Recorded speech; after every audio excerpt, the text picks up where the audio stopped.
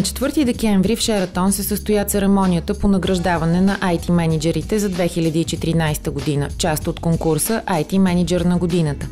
Той се провежда за 7-ми пореден път и неговата цел е да отличи IT директорите, допринесли за развитието на бизнеса чрез ефективно използване на информационни технологии. С приз в категория менеджмент бе отличен Атанас Янев, директор на дирекция информационни системи и моделиране на бизнес процесите НАП. В категория ефективност победител е Георги Комсийски, IT менеджер в Porsche BG. Победител в категория иновации стана Ивайло Тошев, IT директор Unimasters Logistics. Тази година за трети път клубът на IT менеджерите в България раздаде стипендии на ученици с постижения в областта на точните науки.